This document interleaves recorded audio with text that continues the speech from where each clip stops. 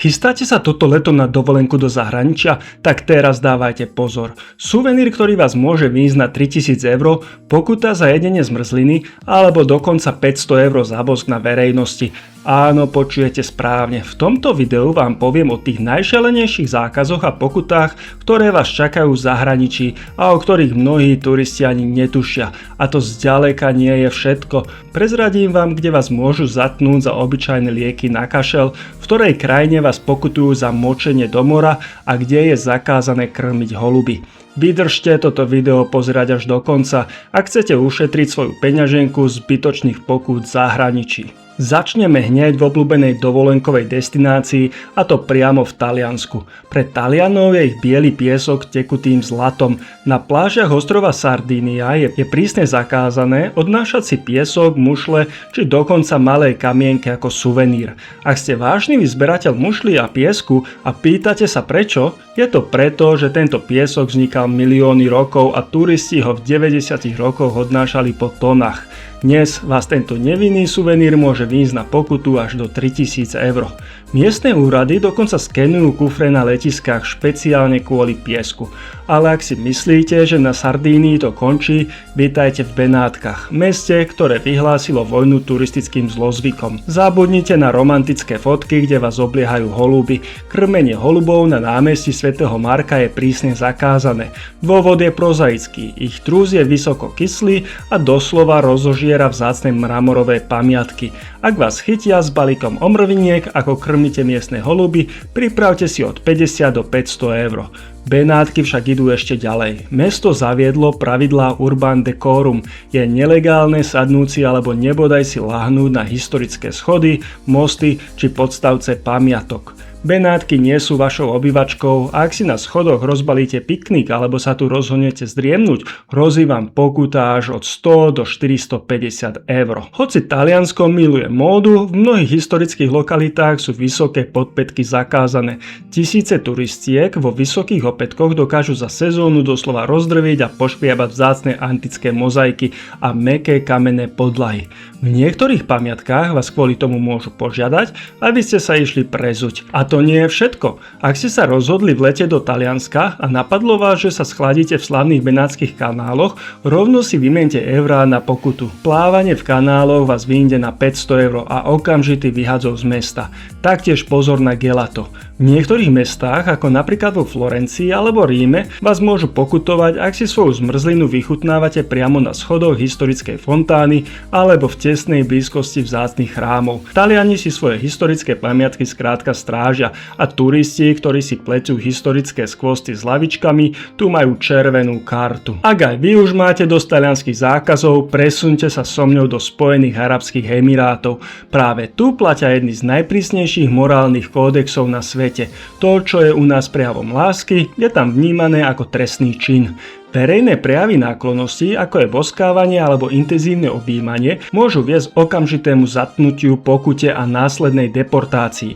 Dokonca aj obyčajné držanie za ruky už v Dubaji viedlo k zadržaniu turistov. Ale to nie je všetko. Ak radi fotíte architektúru, musíte byť extrémne opatrní. Fotografovanie vládnych budov, vojenských objektov alebo dokonca cudzích ľudí bez ich vysloveného súhlasu je nelegálne. Turisti, ktorí si chceli urobiť iba nevinné zábery, prišli o svoje fotoaparáty a dokonca boli vyhostení z krajiny. V Dubaji si dokonca musíte dávať pozor aj na to, ako sa správate v digitálnom svete. Nadávanie v súkromných správach, hanlivé komentáre alebo ukazovanie prostredníka aj vo forme digitálneho emotikonu vás môže dostať do obrovských problémov. V Spojených arabských emirátoch to nie je len neslušnosť, je to porušenie zákona o kybernetickej kriminalite. Ale pozor, to ani zďaleka nie je všetko.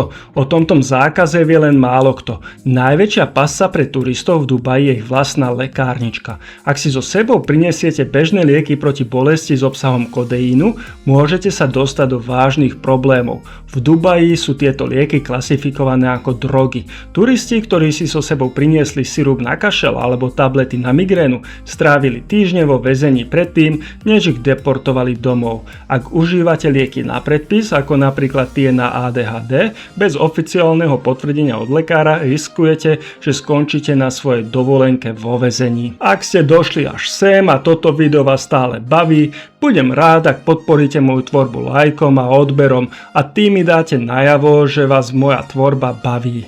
Zažili ste aj vy nejaké netradičné pokuty alebo zákazy v zahraničí? Kľudne sa mi s nimi podielte dole do komentára. Ale pozor, toto ani zďaleka nebolo všetko. Tie najnetradičnejšie zákazy ešte len prichádzajú. Ak sa chystáte na portugalské pláže, mám pre vás jedno bizarné varovanie. V tejto krajine existujú miestne vyhlášky, ktoré zakazujú močenie do oceánu. Áno, počujete správne. Na plných plážach je tento akt považovaný za znečisťovanie prostredia a porušenie verejného poriadku. Hoci je dokazovanie tohto činu pre políciu náročné, ak by vás prichytili pri čine, hrozia vám pokuty podľa miestnych predpisov.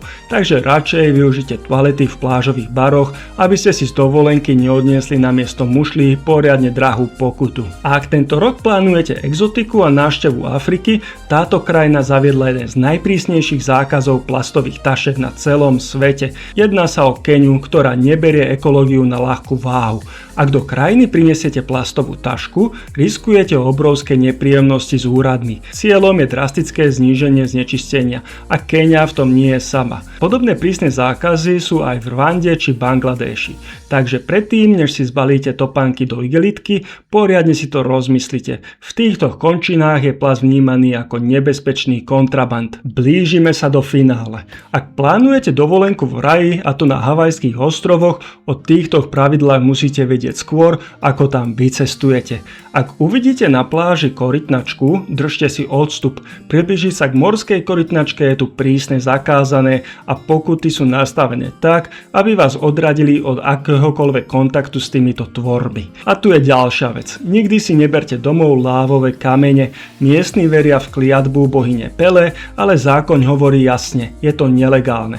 Turisti každý rok posielajú tisíce ukradnutých kameňov poštou späť na Havaj, pretože ich trápilo svedomie alebo strach z kliatby. Mnoho cestovateľov si myslí, že prekročenie platnosti víz o 1 či 2 dní vyriešia malou pokutou na letisku. V krajinách ako Thajsko je to však obrovský risk. Ak prekročíte dĺžku pobytu príliš dlho, nečaká vás len pokuta, ale zatknutie, pobyt v imigračnom centre a deportácia. S takýmito turistami sa zaobchádza ako s kriminálnikmi a výsledkom môže byť čierna listina a zákaz vstupu do krajiny na viac ako 5 rokov.